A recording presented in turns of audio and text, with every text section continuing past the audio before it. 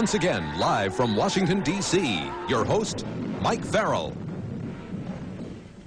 With all the UFO sightings reported over the years in America, the logical question is, if they really exist, why don't they visit the White House? And then there they were, all of a sudden, on July 26, 1952. The Air Force tried and failed to intercept up to a dozen UFOs in the sky over the White House. The press conference 2 days later became the largest media event since the end of World War II. We can say that the recent sightings are in no way connected with any secret development by any agency of the United States. With all due respect to the Air Force, I believe that some of them will prove to be of interplanetary origin. In my position in the Research and Development Organization of the Bureau of Aeronautics and of the Navy Department, I am thoroughly familiar with both our aircraft and our guided missiles programs and can state without reservation that the Navy has no saucer-shaped aircraft or missile in any of these programs. Headlines around the country aroused so much attention that the Air Force formed an official investigative unit, Project Blue Book. With me now are two retired Air Force colonels who were actively involved in that inquiry. Colonel Robert Friend, who headed up Project Blue Book for 5 years, and Colonel William Coleman, a former Air Force squadron commander who was Pentagon spokesman and chief of public information for the Air Force. Colonel Friend, Colonel Coleman, welcome. Gentlemen, has the Air Force been involved with UFOs before the White House incident? During World War II, our pilots saw what were called gremlins and Foo Fighters. These were fireballs that appeared to fly along with our aircraft. We were concerned that these so-called Foo Fighters or fireballs might be foreign weapons that could threaten our national security. And did the Air Force ever try to chase a UFO? Yes, in fact, in 1948, one of our pilots crashed in pursuit of a UFO. The story made headlines all over the world. As I understand it, that crash added impetus to the conclusion that UFOs were extraterrestrial visitors. That's true, but the Air Force rejected the conclusion on the grounds of insufficient evidence. Even the name of the project was changed from Sign to Grudge during that period to preclude this unhealthy association. However, by the time Blue Book got involved, we started running into trouble. Hearings and inquiries regarding the way in which we were performing UFO investigations, in every instance, the Congress of the United States concurred in the way in which we conducted these projects. However, we were not disappointed with the 1969 decision to discontinue Project Blue Book. Out of the 12,000 reported UFO sightings, only 700 remain unexplained. Of that remainder, 100 of them really worried us. Why was that?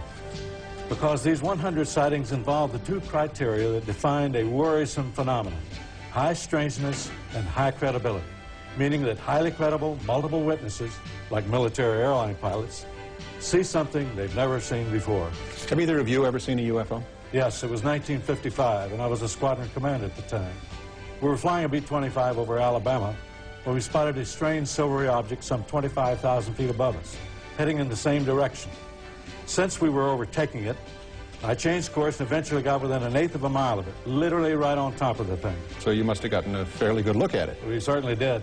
The whole crew. It was wingless, a disc some 70 feet in diameter, 15 feet thick at the center, your average run-of-the-mill flying saucer. Well, what happened then? It performed an astonishing maneuver.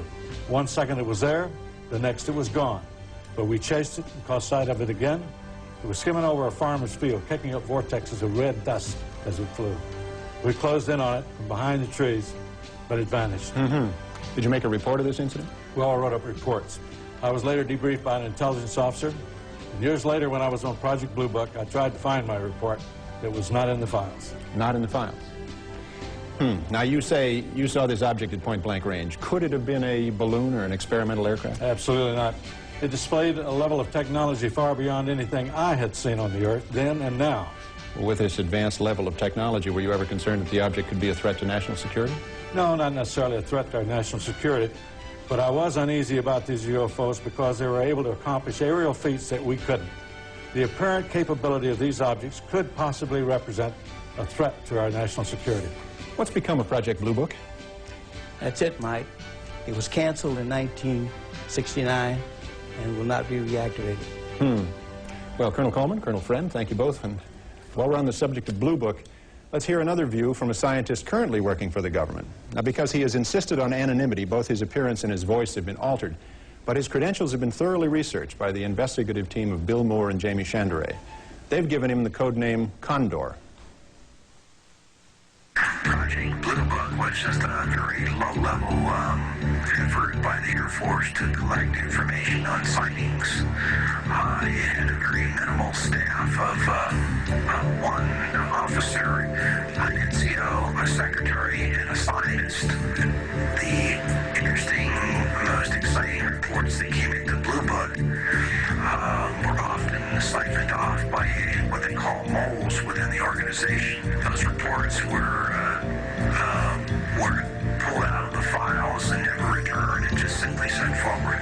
The whole effort, as far as Blue Book was concerned, was that they tried every way they could to simply dismiss and explain away sightings. They certainly didn't want unknowns. The effort of Blue Book was to minimize the effects of these reports and to try to explain away as many as they could. And of course it worked. It worked in the fact that it closed down Project Blue Book and terminated the Air Force's involvement, official Air Force involvement, public involvement with the subject of UFOs. Of course, we know that they carried on with a covert operation after that. When Blue Book closed down, the official U.S. government position was that UFOs didn't exist, and Americans accepted this contention as fact. Or did we? Do you hear something? Hear what? I don't hear. Shh, listen.